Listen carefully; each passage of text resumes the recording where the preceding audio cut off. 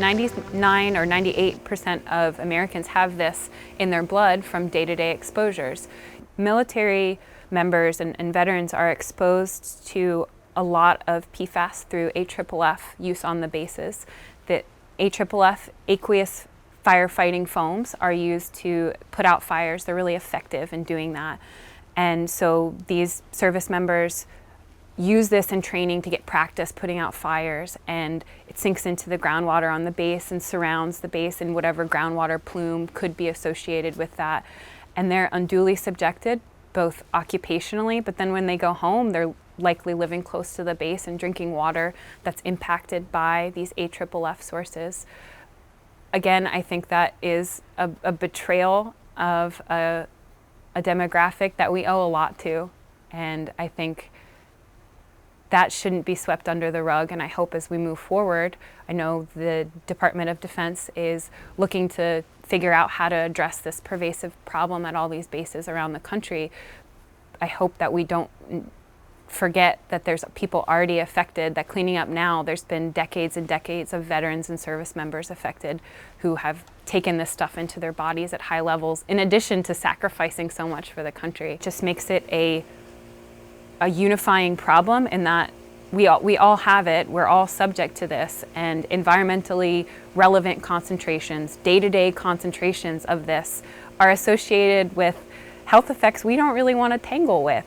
PFAS are extremely tough to screen for, they're expensive to screen for, they require a lot of expertise that is not necessarily at the discretion of low-income communities or communities that are subject to some of these direct exposures, and that a lot of these plants are in poorer working-class communities where they don't have the resources to take a grab sample of water and do this crazy analysis using an instrument that costs a couple $1 million to figure out what PFAS are in their water. So I would hope that makes it a more unifying problem rather than kind of just a low-income or working-class community problem. I think bringing those two worlds together and communicating that is a really important priority as we move forward with PFAS research and engagement. I think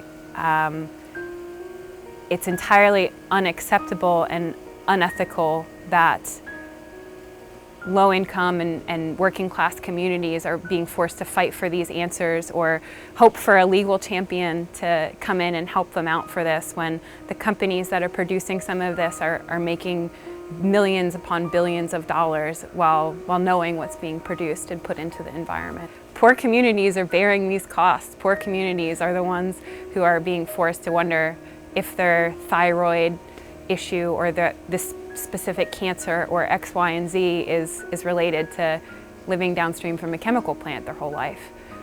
Often they're also tied to these plants for jobs that, in the communities. I'm thinking of the Wilmington, North Carolina plant. The Fayetteville community relies on that plant for a lot of jobs. And so it's that they're being fed by this plant in one sense while being kind of beat over the head by the other hand. It's confusing and disheartening.